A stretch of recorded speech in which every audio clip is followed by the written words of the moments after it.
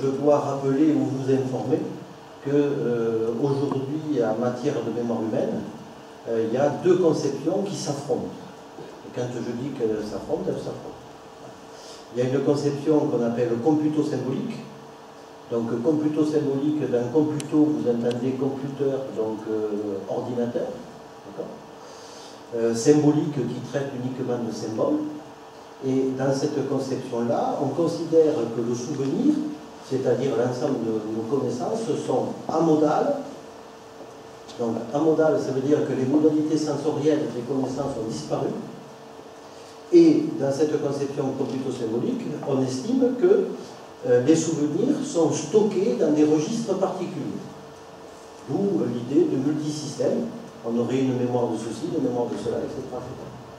Donc, pour illustrer ça, premièrement, un petit rappel, c'est que cette conception amodale de la connaissance, on l'hérite d'un philosophe que tout le monde connaît qui s'appelle Descartes, et qui a séparé le corps de l'esprit. Cette conception-là a été reprise depuis les années 30 par l'intelligence artificielle et en particulier par l'informatique, où on distingue donc le hardware du software. On verra tout à l'heure que l'autre conception prend le contre-pied totalement de cette approche-là. Donc, quand on dit qu'on a affaire à une conception amodale, donc je vous présente devant vous une image. Je ne vous demande pas ce que vous voyez, etc., parce que ça nous amènerait à une grande discussion. Dans la conception computo-symbolique, on considère que le système cognitif est capable de saisir les composants de cette image, d'accord, de ceux qui représentent, et de les transformer en des représentations abstraites. Quand on dit représentation abstraite, c'est vraiment au sens abstrait, c'est-à-dire quelque chose qui est codé sous forme de 0 et de 1 en informatique, au niveau de la connaissance humaine. Ce sont des symboles qui ont perdu tout lien avec la réalité. Et donc, je me suis amusé à représenter un cerveau humain qui serait un cerveau câblé comme le cerveau des ordinateurs. Pour ceux qui considéreraient que j'ai mal compris ce qu'était le computo-symbolique, et là, dans la pièce, je ne vois pas de personnes a priori qui seraient défenseurs des computo-symboliques, j'ai cité une phrase de Fodor et de Pénichine qui sont les chantres de la conception computo-symbolique, et qui nous dit que le système cognitif est capable de redescription amodale de l'expérience sensomotrice. C'est-à-dire que vraiment, nos connaissances n'auraient plus rien à voir avec les éléments sensoriels qui nous ont mis en rapport entre notre environnement. Ça, c'est pour le côté amodal. Pour le côté multisystème. Donc, dans cette conception, on considère que les connaissances sont localisées et que, suivant le type de connaissances, elles sont stockées à des endroits très particuliers du cerveau. Donc, j'ai repris une vieille description du cerveau humain. Il y aurait la zone des connaissances émotionnelles à un endroit, des connaissances sémantiques à un autre endroit, des connaissances épisodiques à un autre endroit, etc. Nous avons dans la littérature psychologique un modèle que l'on utilise majoritairement aujourd'hui en psychologie, notamment dans le domaine de la neuropsychologie, notamment pour tous ceux qui travaillent généralement sur les remédiations cognitives ou sur les aides à la mémoire, qui est le modèle de Tulving, avec sa grande idée que les connaissances seraient réparties en sous-systèmes. Donc, je ne vais pas détailler les systèmes parce que ça nous énerverait. Il y a des systèmes indépendants les uns des autres. D'accord ? Donc, cette conception-là, elle est totalement héritière d'une approche très mécanistique du cerveau qui s'est développée autour de l'intelligence artificielle et de l'informatique, qui est reprise aussi globalement aujourd'hui via les neurosciences et en particulier la neurologie. Même si en neurologie, il y a des personnes qui ne prennent pas ce point de vue-là et qui prennent de l'autre point de vue. Mais majoritairement, je dirais qu'aujourd'hui, pour ceux qui travaillent sur la mémoire, 90% des chercheurs sur la mémoire adoptent ce que nous disons. Alors, l'autre conception, c'est ce qu'on appelle la conception fonctionnelle de la mémoire. Tout à l'heure, j'ai fait le lien avec Descartes, là je vais faire un lien avec un autre. Alors, est-ce que c'est un philosophe et que c'est un psychologue? Ça, peut-être le philosophe vous dira si c'est un philosophe. Le psychologue dit que c'est un psychologue. C'est William James, donc fait du 19e siècle aux États-Unis. Donc, le côté fonctionnel, c'est considérer que le système cognitif a une fonction, et sa fonction essentielle, c'est de permettre à l'individu de rester vivant. Donc, pourquoi je rappelle ça? Parce que dans l'approche fonctionnelle, on ne peut pas traiter du système cognitif sans prendre en considération l'environnement. D'accord? Les deux sont intimement liés. C'est une interaction entre les deux. Alors que dans l'approche computo-symbolique, l'environnement avait complètement disparu. Et bien évidemment le sujet. Dans l'approche fonctionnelle, le sujet ne disparaît pas, puisque en fait, c'est lui qui est en interaction. D'où l'idée, dans cette approche fonctionnelle, que les connaissances sont éminemment sensorielles et motrices. Quand nous nous souvenons d'eux, nous nous souvenons de l'ensemble de la sensorialité liée à nos expériences passées. Je vais donner un exemple tout à l'heure. La conséquence aussi de cette approche, c'est de considérer qu'il n'y a pas différents systèmes de mémoire, et qu'il y a un seul système de mémoire qui est en fait l'ensemble des projections qui peuvent exister dans le cerveau humain, où donc toute connaissance est à la fois visuelle, auditive, etc. etc. Je vais donner une petite illustration qui devrait permettre de le comprendre. Donc, si je reprends toujours mon image, quand vous voyez cette image, alors maintenant, ça, cette conception-là, elle date à peu près en psychologie depuis une trentaine d'années. D'accord ? Elle était très marginale, et quand on l'abordait entre les spécialistes de la psychologie de la mémoire, beaucoup nous rigolaient au nez quand on abordait cette question. Aujourd'hui, on rigole moins, parce que d'un point de vue neuro, il y a maintenant tout un tas de travaux qui montrent que le cerveau humain est capable de simuler des dimensions sensorielles et motrices à l'absence même du stimulus. Donc ça donne un petit peu plus de crédibilité au fait que la connaissance, elle n'est peut-être pas abstraite, elle est vraiment sensorielle. Donc quand je vois cette image, l'ensemble de nos sens active les différentes modalités sensorielles qui nous mettent en rapport avec le monde. Donc quand je vois cette image, vous pouvez avoir les sensations du toucher. Alors après, je laisse libre cours à vos imaginations.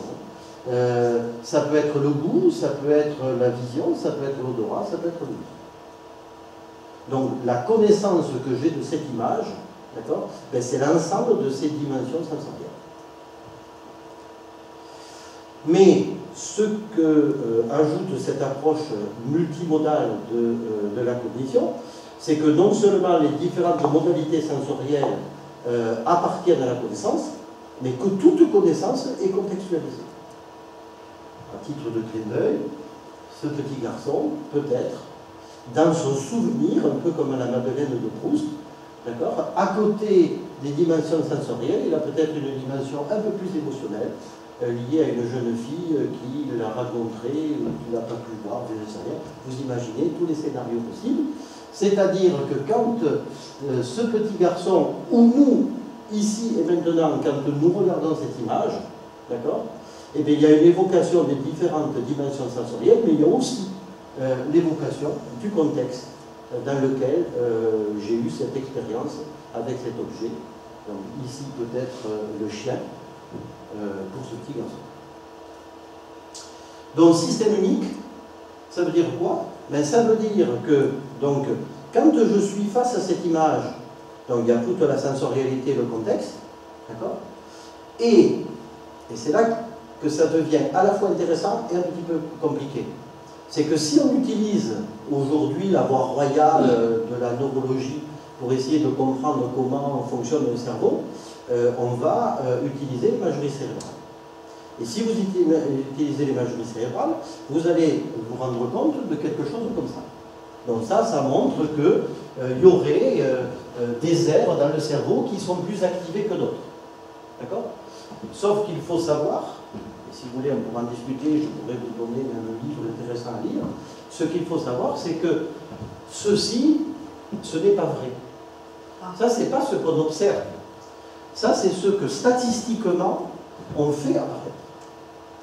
Et que tout dépend donc à la fois du grain que l'on met pour traiter les images et de la conception que nous avons du fonctionnement du cerveau. Parce que si on y regarde de près, en fait, on constate que toutes les zones du cerveau sont activées. Alors bien évidemment avec des nuances d'activation. Si à un moment donné mon image ici elle évoque quelque chose de plus, je sais pas moi, olfactif, d'accord? Parce que l'odeur du chien, enfin je ne sais rien, peu importe, d'accord? Donc peut-être que les zones olfactives du cerveau seront un peu plus activées. Mais ça ne veut pas dire pour autant que les zones motrices, elles, ne sont pas activées. D'accord? Alors, cette idée-là, elle n'est pas neuve. Hein. C'est depuis 1975, un nommé Lashley, un neurologue, d'accord, qui a montré que pour tout type de stimulation, l'ensemble des propriétés sensorielles du cerveau sont activées. Bien sûr, pas toutes avec le même niveau, mais la conception computo-symbolique nous a amené à dire qu'il n'y avait que certaines zones. Alors ça a des conséquences importantes. Imaginez que dans la salle, il y ait des personnes qui soient intéressées pour essayer d'aider des personnes qui ont, suite à des traumatismes, etc., perdu la mémoire ou avoir des difficultés, ou qui, en vieillissant, etc., on sait qu'on peut attaquer le processus mnésique par différents domaines plutôt qu'un seul. J'y reviendrai tout à l'heure. Donc je suis en psychologie cognitive, ça vous l'avez imaginé, expérimentale. Ça veut dire que moi, quand j'avance quelque chose, il faut que j'avance des résultats expérimentaux, démontrables, etc., etc. Donc je vais vous donner quelques faits expérimentaux qui montrent qu'on ne peut pas nier aujourd'hui le fait que la connaissance, elle est sensorielle et motrice. Donc, j'ai essayé de synthétiser au maximum les expériences, ça peut être un peu complexe. Donc, ici, on va on va montrer une image à un sujet, donc soit cette image-là, soit cette image-là. D'accord? Et juste avant de présenter cette image, on donne la phrase au sujet, il y a un œuf dans le frigo. D'accord? Ou on donne une phrase, il y a un œuf dans l'assiette. D'accord? Et ensuite, on présente l'image. Et on demande au sujet, est-ce que cet objet était mentionné dans la phrase? Et on regarde le temps que met le sujet pour répondre. Et qu'est-ce qu'on constate? On constate que lorsque on avait la phrase « il y a un œuf dans le frigo », c'est cet objet-là qui donne lieu à la réponse la plus rapide, et pas celui-là. Alors que lorsque l'on donne comme phrase « il y a un œuf dans l'assiette », c'est cette image-là qui permet la réponse la plus rapide. Si on était dans une conception computo-symbolique, que l'on ait cette image ou cette image, on ne devrait pas avoir de différence. Parce que la connaissance, c'est une connaissance abstraite. Donc c'est le concept d'œuf qui serait stocké à mémoire. Le fait de voir qu'il y a une différence dans le temps de réponse du sujet, suivant qu'on a affaire à l'œuf avec sa coquille et l'œuf au plat, montre bien que pour le sujet humain, cette abstraction que l'on nous racontait n'est peut-être pas aussi abstraite que ça. Deuxième exemple, donc là c'est au niveau des couleurs.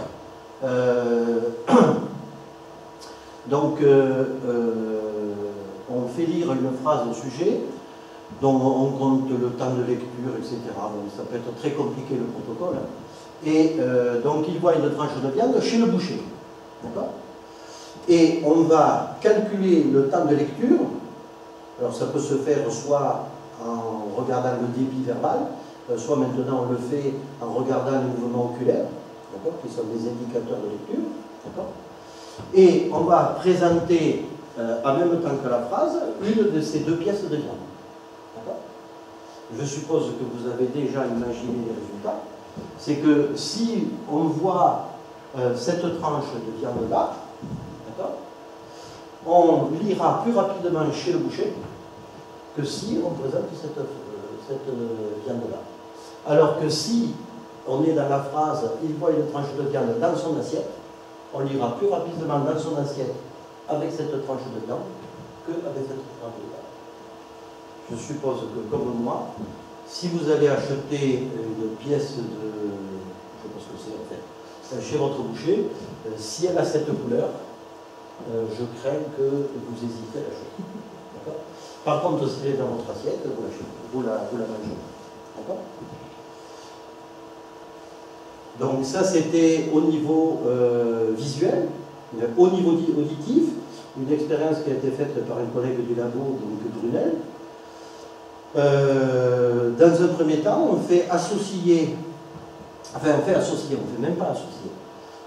On demande à des sujets de répondre le plus rapidement possible sur un clavier d'ordinateur si on a affaire à un rond et à un triangle. Donc c'est d'une facilité affligeante. Sauf que chaque fois que le rond est présenté, il y a un son en même temps qui paraît. Alors que lorsqu'il y a un triangle, il y a un bruit blanc. C'est-à-dire c'est un son, d'accord, mais qui pour nous n'est pas un son. D'accord ?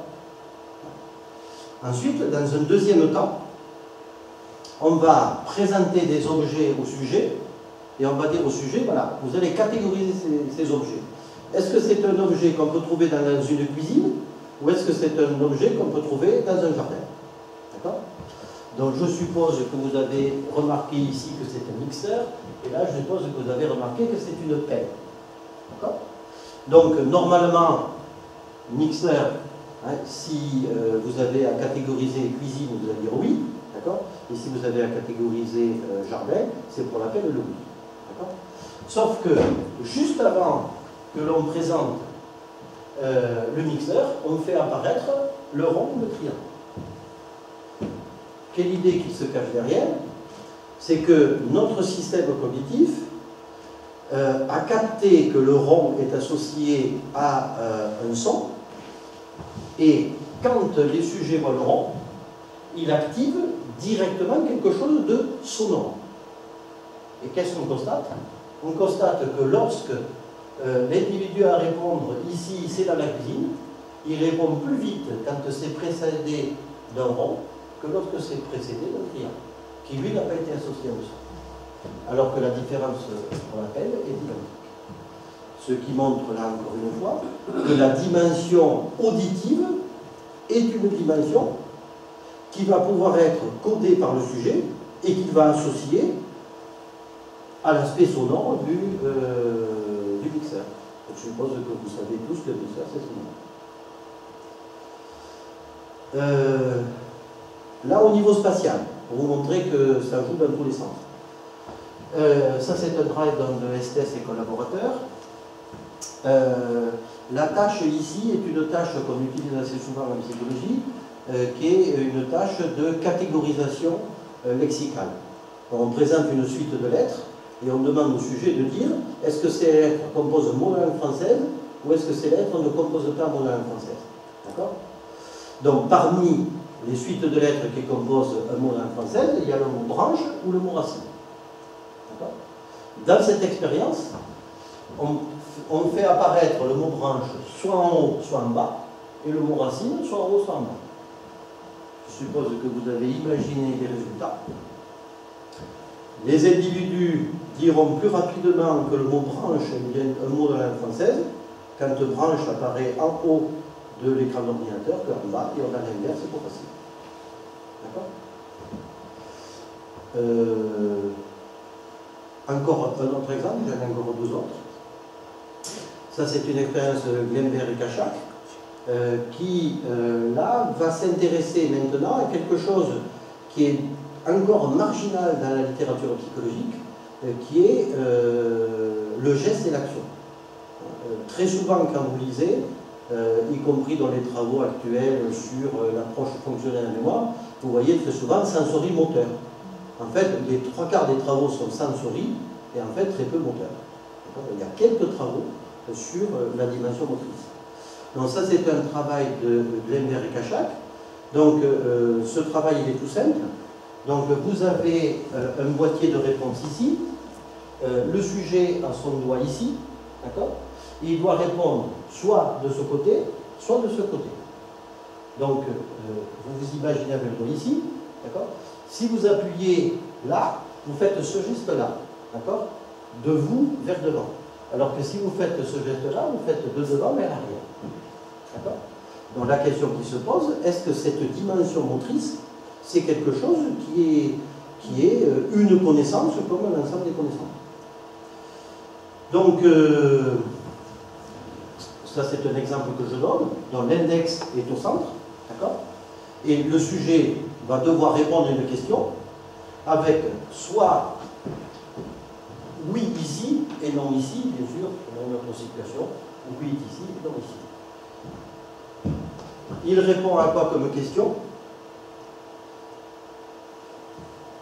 Est-ce que la phrase que je vous donne est une phrase correctement construite en français? Alors bien évidemment, il y a des phrases qui sont mal construites. Donc, quand on donne la phrase « il ouvre le tiroir », les sujets répondront plus rapidement en appuyant sur cette touche. C'est-à-dire, si le « oui » est sur cette touche, c'est une touche. Pourquoi? Parce que je suppose que tout le monde fait comme moi. Quand vous ouvrez un tiroir, vous faites ce geste. Alors que si je dis « je ferme le tiroir », vous faites ce geste-là. D'accord?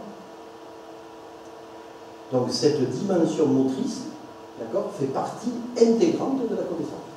Si ça ne faisait pas partie intégrante de la connaissance, on ne devrait pas avoir de différence quant au traitement de la phrase, parce que franchement, ce n'est pas des phrases difficiles à traiter. Est-ce qu'il ouvre un tiroir, est-ce qu'il ferme un tiroir, c'est une phrase bien formée en français. Je pense que même quelqu'un qui est éduqué en français arriverait à dire oui. Dernier exemple, pour vous montrer que effectivement la dimension motrice et le mouvement est aussi une connaissance intégrée par le sujet. Ça c'est un travail de Svan et collaborateurs. Donc là aussi, pareil, on demande au sujet de dire si cette phrase correspond aux normes de la langue ou pas. D'accord? Donc, John vous lance une balle ou vous lancez une balle à John. D'accord? Alors par rapport à des travaux qu'on connaît en psychologie depuis 1970, on sait que présenter une image aide la personne à résoudre un problème. D'accord? Et voilà les images qu'on présente. Donc on va présenter une image avec une balle de tennis qui apparaît d'abord petite, puis grosse. J'aurais pu faire l'animation, mais j'ai été filmé un peu. Donc, si vous avez ça, donc la balle de tennis petite, puis grosse, c'est tout à fait cohérent avec la phrase « John vous lance une balle ». Parce que peut-être que vous y avez jamais réfléchi, mais si je vous lance une balle, quand vous la voyez dans ma main, elle est plus petite que quand elle vous arrive sur la figure. D'accord ?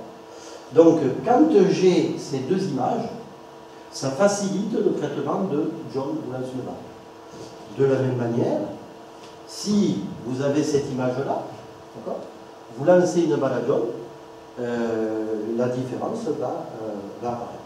Excusez-moi, est-ce qu'on a testé l'inverse? Vous voyez l'image de gauche? Est-ce qu'on a essayé de mettre la phrase vous lancez une balle à John? Oui, oui. Les expérimentalistes sont des types affreux. Affreux, ils font tout dans tous les sens. Mais ça marche pas. On n'a pas un délai rapide. Non.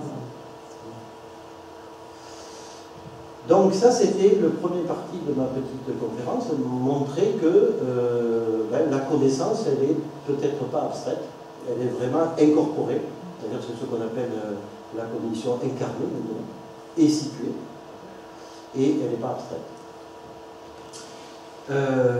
Le dernier point que je voudrais évoquer, c'est qu'est-ce que c'est que le souvenir? Qu'est-ce que c'est que le souvenir? Là aussi, traditionnellement, on considère que la mémoire humaine, c'est un lieu de stockage où on emmagasine les expériences passées. Et que la mémoire humaine, elle est faite pour ça, pour se rappeler du passé. Peut-être que la mémoire humaine, sa première fonction n'est pas ça. Peut-être que la première fonction de la mémoire humaine, c'est de faire en sorte que, ici et maintenant, je sois adapté à la situation. Et donc, il se pourrait, alors quand je dis il se pourrait, moi j'ai presque envie de l'affirmer, mais je me dois d'être quand même un petit peu prudent, il se pourrait que le souvenir, ce que nous croyons être un souvenir, c'est-à-dire quelque chose où on est persuadé, intimement persuadé, que nous l'avons vécu. D'accord?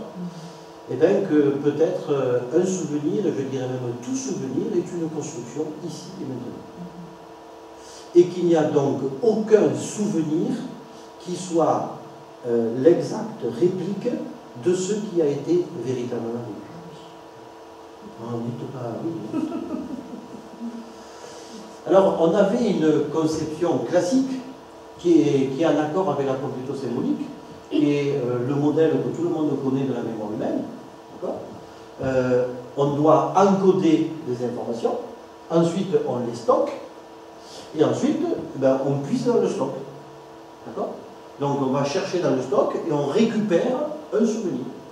La notion de récupération d'un souvenir, c'est important. C'est comme si c'était là-bas dedans qu'on avait cherché. Comme il y a un philosophe dans cette pièce, ceci est hérité de Platon. C'est la conception de Platon qui faisait l'analogie avec la volière.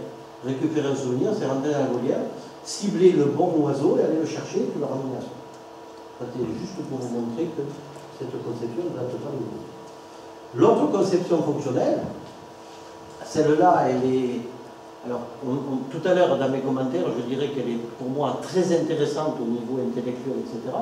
Elle est un peu plus problématique pour ceux qui, sur le terrain, sont éventuellement amenés à faire des diagnostics. Encore que, d'après moi, ça ne devrait pas poser problème, mais ça peut poser problème.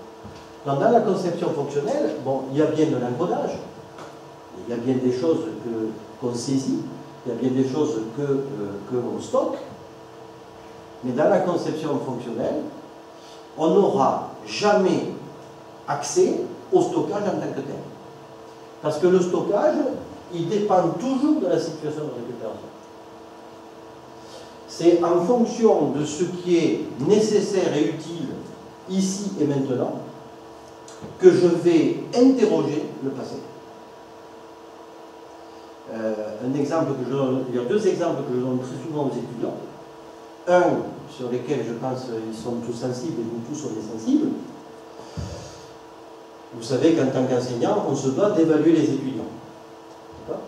Donc pour évaluer les étudiants, on leur pose une question. Et vous savez, ça a dû vous arriver peut-être dans votre histoire scolaire, que vous avez lu la question, vous étiez très content, et quand vous êtes sorti de l'examen, on vous demande ça a marché, vous dites oui. Et vous recevez la note, et vous avez 8. Et là, vous ne comprenez pas. Alors vous allez chercher plein d'explications, notamment que le prof vous aime pas, et qu'il aime d'autres personnes, etc., etc. Et après, si vous allez interroger le prof, peut-être que vous allez vous rendre compte qu'en fait, vous n'avez pas compris ce que le prof attendait.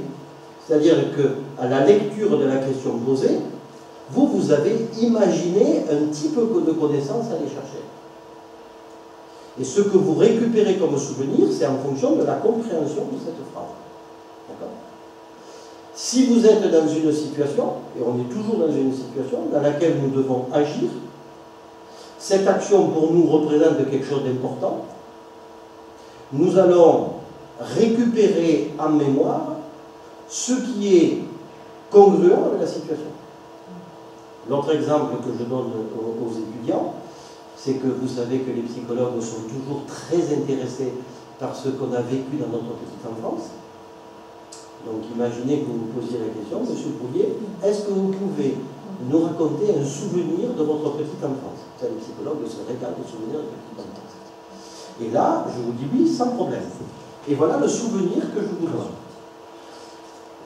C'était quand j'avais 5 ans, on était à la Bagatelle, il y avait le DIC à côté de Doguino, et ça fusait de toutes parts. J'ai parlé français. Je suppose que personne n'a compris ce que je dis.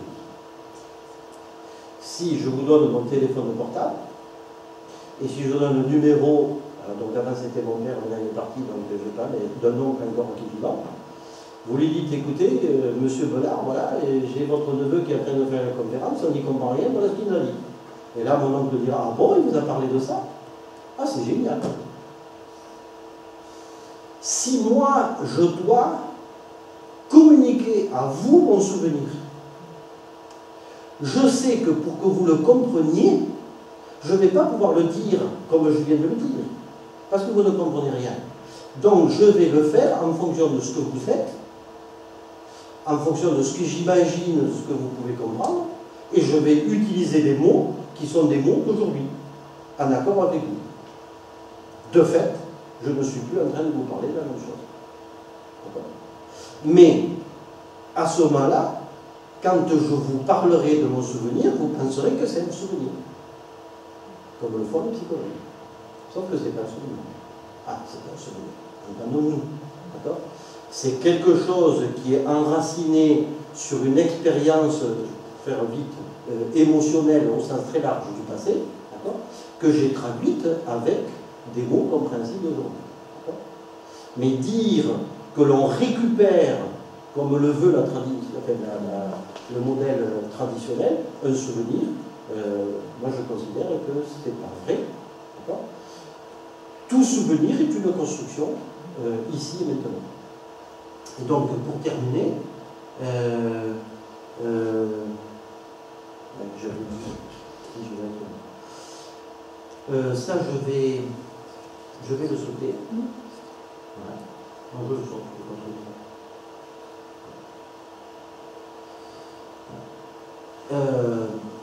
Pour vous montrer des travaux qu'on a réalisés dans le labo. Donc ces travaux s'appuient sur des travaux des auteurs qu'on appelle Tucker et Ellis, qui, dans la problématique du niveau sensoriel, ont montré que, par exemple, lorsque je lis le mot cerise, je prépare un geste moteur qu'on va qualifier de précision en français, de saisie fine. D'accord ? Alors que si je vous dis bouteille, vous le ferez en... Ça, c'est ce qui m'énerve, je sens. J'avais toujours juré que je ne serais pas influencé par la langue anglaise, et donc je le suis. Pleine main, ça y est. D'accord ? Donc il y a des connaissances maintenant qui nous montrent que lorsque on voit un objet, on lit un mot sexuel à faire un objet, on prépare l'action motrice à l'adéquation de ce qu'est l'objet. Voilà. Ça c'était pour vous situer un petit peu le cas. Donc là, on fait apprendre à des sujets un ensemble de mots qui évoquent des objets. Type tasse, tournevis, ciseaux, etc. Ensuite, on va présenter au sujet un des objets qui était évoqué par des mots. Par exemple, ici, le mot tasse. D'accord ? Et les sujets, regardez bien parce que c'est important, hein, les sujets doivent répondre sur le clavier de l'ordinateur si oui ou non le mot tasse était dans la liste d'apprentissage. Soit c'est présenté comme ça, soit c'est présenté comme ça. Si vous avez tout compris de ce que je vous ai dit de la dimension sensorielle et motrice de la connaissance, je suppose que vous avez déjà imaginé les résultats. Ça dépend si on est gaucher ou droit. Oui, mais bien sûr. Mais ça a été fait aussi pour les gauchers, etc. Donc, si vous êtes droitier, quand vous voyez une tasse avec la hanse à droite, vous avez envie de l'attraper. D'accord ? Quand je dis envie, notre cerveau simule le geste. Si le bouton de réponse est du même côté que la main de saisie, alors on avait fait l'hypothèse que ça allait modifier la réponse du sujet. que le sujet serait plus enclin de dire oui, j'ai vu la tasse, quand la tasse serait, je parle bien pour un droitier, on l'a fait pour les gauchers, c'est pareil, l'un est versé pour le gaucher. Je serais plus enclin de dire oui, la tasse, je l'ai vue quand je suis dans la figure de gauche que quand je la suis dans la figure de droite. On reconnaît plus facilement le fait qu'il y ait eu une tasse quand il y a adéquation entre le geste simulé par la perception de la tâche et l'acte moteur de réponse. Oui, quand tu dis plus facilement, ça veut dire plus rapidement. Oui. Donc on a deux types de résultats. On a un résultat en termes de nombre de réponses, d'accord, et on a un temps de réponse. Ouais. On va beaucoup plus vite. Mais les deux touches ne sont pas à la même distance de la main droite si c'est un droitier. Si, mais tu as raison, tu as raison. Je n'explique pas tout. Hein. En fait, ce qu'on fait, c'est que l'individu répond avec l'index et on fait en sorte que l'index soit au milieu ici. D'accord ? On demande systématiquement au sujet, avant chaque essai, de positionner. Et on a même un élément qui nous permet, c'est-à-dire que le sujet est obligé d'appuyer sur la barre espace sur ce point-là. Et quand il lâche, on a une réponse qui nous montre aussi le sujet a été bien à cet endroit. Donc on fait en sorte qu'il y a la même distance entre l'index et le côté de la. Alors après, je voudrais vous dire des choses aussi. Hein. C'est que, alors je le dis, mais ça ne faisait pas partie de mon propos, hein. On sait que l'espace ipsilatéral est privilégié pour les sujets. C'est-à-dire que si je suis droitier, tout ce qui se situe dans un espace qui va à peu près de la moitié de mon corps jusqu'à tout ce que je peux balayer, d'accord, va être favorisé. Donc, on est en train de faire des choses où on se pose la question, parce que tu as raison, même si je fais ça, d'accord, peut-être je fais ça, mon index il est bien là, d'accord, il faut que je m'assure que l'axe médian de mon corps il soit dans la même situation. Ça, je ne peux pas donner un résultat, mais je pense que ça risque d'avoir un effet. Mais le résultat aussi intéressant, alors, qui va poser problème, je dirais, à ceux qui ont une conception très figée de la mémoire, mais qui, moi, ne me pose pas de problème. C'est que, au fait, c'était dans la liste d'apprentissage ou pas? Non, ça y était pas. D'accord? Et je vais vous demander de répondre. Et qu'est-ce qu'on constate? On constate que lorsqu'on est dans cette configuration-là, les sujets vont avoir tendance à dire oui, ça y était, alors qu'il n'était pas.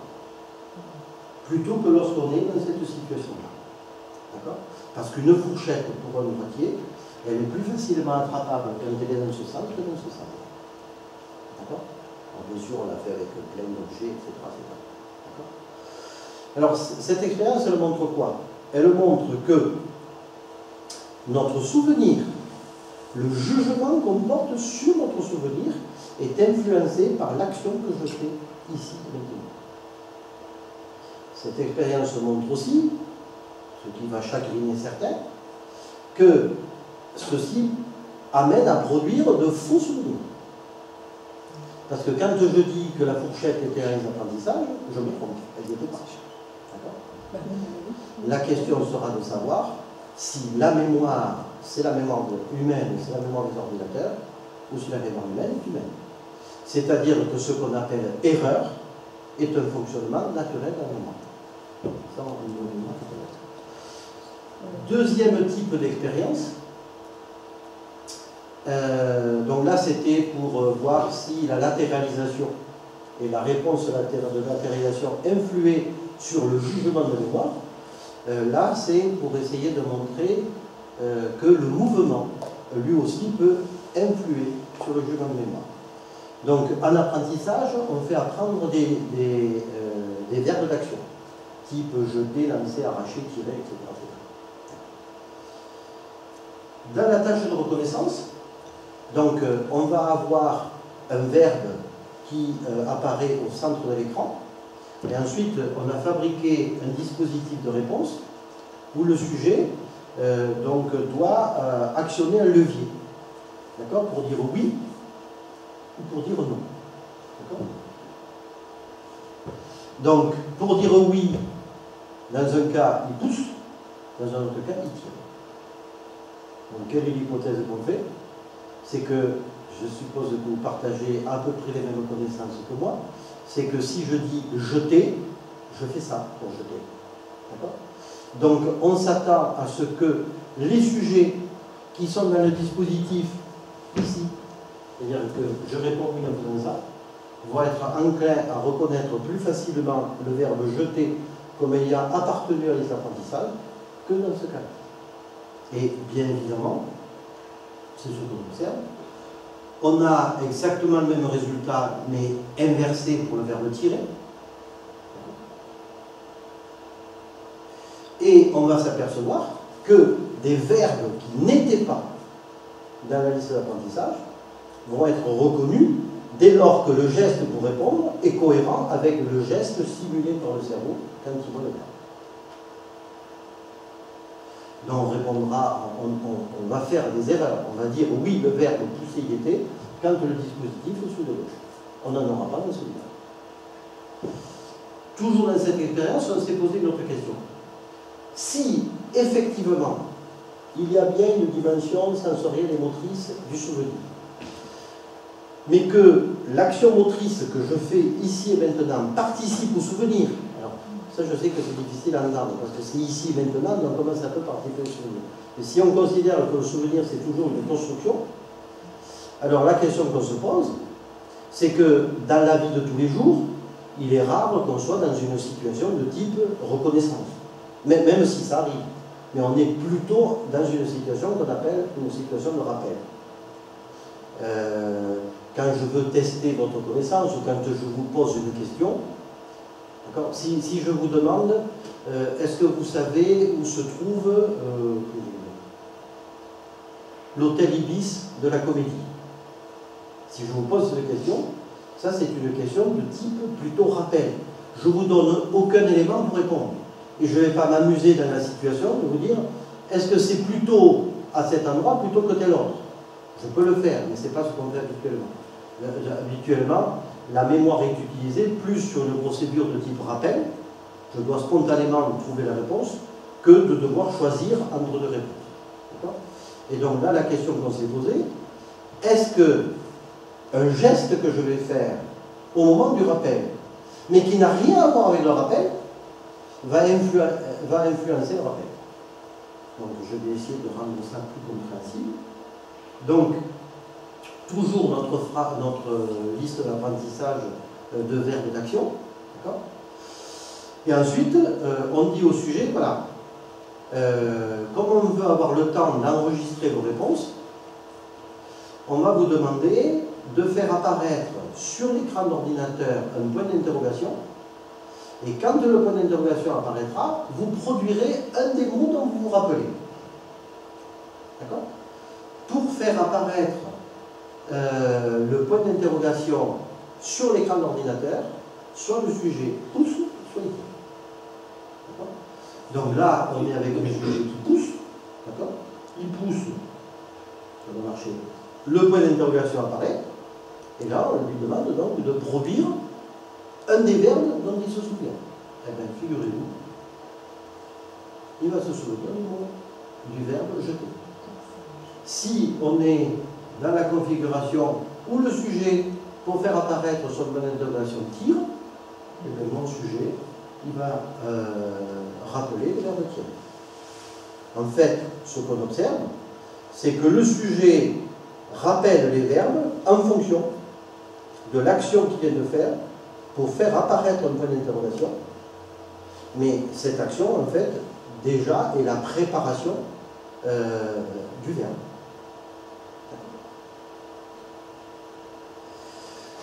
Donc, qu'est-ce qu'on peut tirer comme perspective de cette vision qu'on appelle donc fonctionnelle de la mémoire, qui s'inscrit dans ce qu'on appelle le champ aujourd'hui de la cognition incarnée et située? Nos connaissances sont sensorielles et elles sont toujours contextuelles.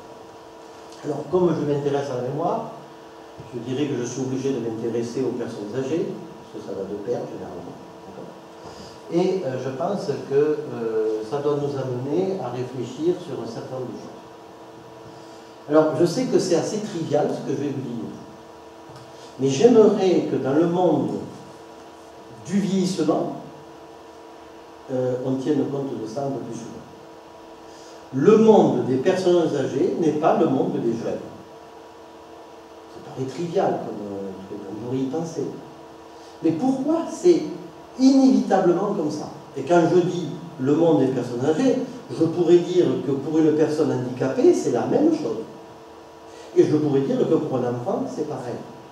Parce que si vous avez bien compris que la connaissance est sensorielle et située, quand on avance à l'âge, il y a des modifications physiologiques, le tonus musculaire change, etc., la sensibilité cutanée change, en fait tout change. Qui fait que le monde des personnes âgées ne peut pas être le monde des jeunes. Et qu'à ce moment-là, il faut se poser des questions, en fait, il faudrait se poser la question, quand on évalue les capacités cognitives d'une personne âgée, est-ce que dans notre système d'évaluation, on tient compte du fait que la sensorialité, la motricité des personnes âgées n'est plus la même? C'est une question que je pose. Moi, je ne suis pas le seul. Entre autres, quelqu'un qu'on a autant, après je vous montrerai un autre résultat assez intéressant, qui a montré que l'échec des performances nésiques chez les personnes âgées sont souvent imputables à l'incompatibilité entre les ressources de l'individu. Donc quand vous entendez ressources, dans cette conception-là, c'est à la fois la dimension sensorielle et motrice. Il y a bien sûr l'intelligence, le niveau scolaire, etc., etc. Mais il y a aussi cette dimension. Et le support ou les contraintes environnementales. Si j'ai pris cet exemple des personnes âgées sur un trottoir, c'est que depuis bientôt 20 ans, je me bagarre en tant qu'élu à certains endroits pour qu'on fasse des trottoirs larges dans les villes. Pour une raison très simple, mais vraiment très simple. C'est qu'un trottoir, je suppose que vous avez la même connaissance que moi d'un trottoir, c'est à côté de la chaussée. D'accord? Si vous êtes une personne âgée, votre système musculaire n'est pas aussi efficient que quand on est jeune.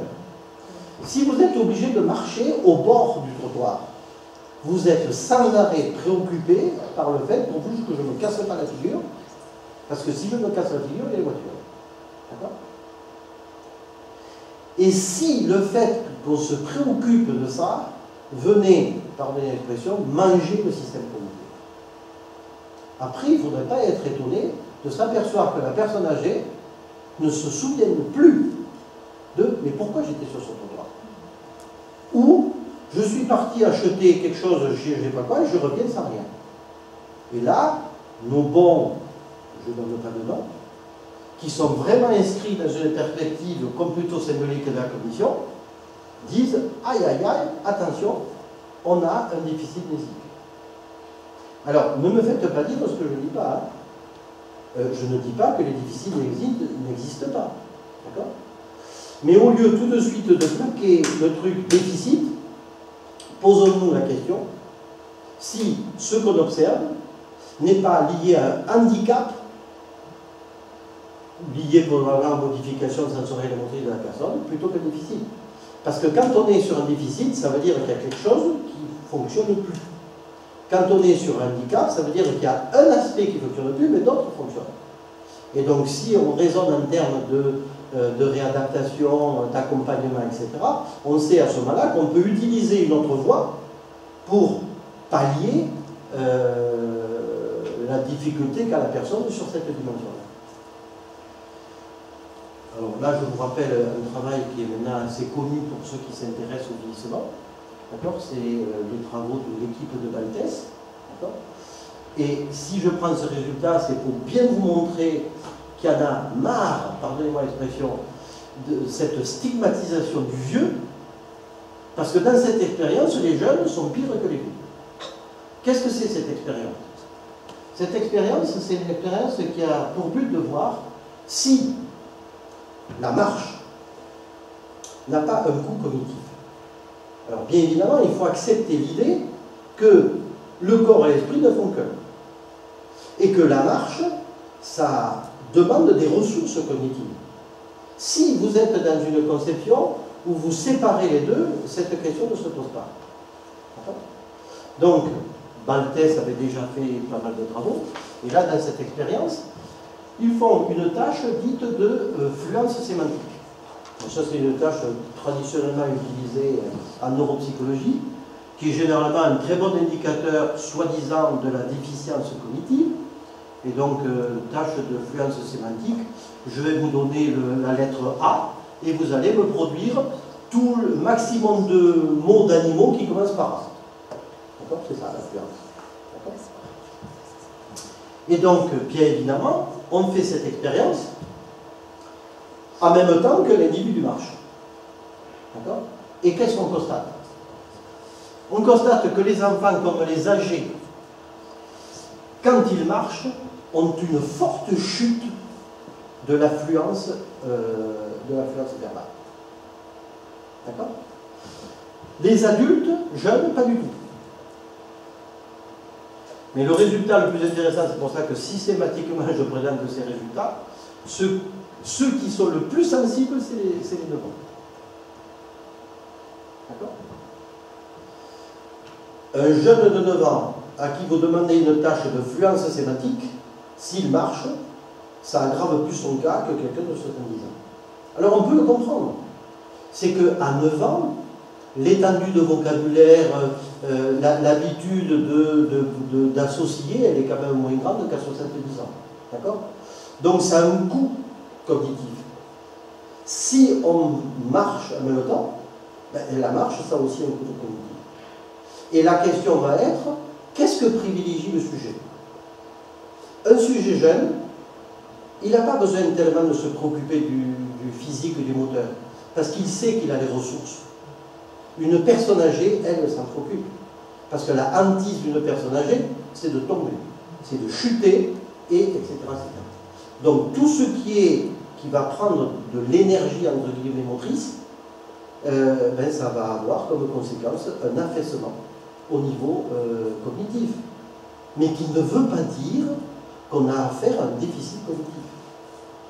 Parce qu'il suffit, alors là je vous renvoie à tous les travaux de Baltes et autres, sur l'idée de compensation, il suffit à ce moment-là que dans l'environnement de la personne, on donne des aides prothétiques, etc., pour se rendre compte que la personne âgée rééquilibre son niveau cognitif dès lors que le niveau moteur ne lui pose plus de problème.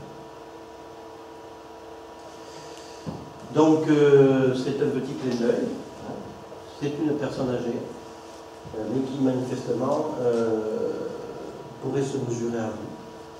Mais c'est aussi un autre clin d'œil, parce que nous sommes dans la société occidentale, où nous avons cette tradition de la séparation du corps de l'esprit dans une autre société qui se situe là-bas loin, d'accord. Les deux sont inséparables. J'espère que vous comprenez que je ne fais pas du prosélytisme pour une des religions associées à une de ces deux conceptions. Mais force est de constater que le rapport au corps et à l'environnement n'est pas tout à fait le même, ce que représente cet individu. Donc, j'ai pris un quart d'heure de plus. Donc, normalement, il y avait écrit « Je vous remercie de votre attention ». J'ai shifté. Non, ça y était. Ah, ça y était, voilà, je l'ai pas vu. Donc, ben voilà, si vous avez des questions, c'est que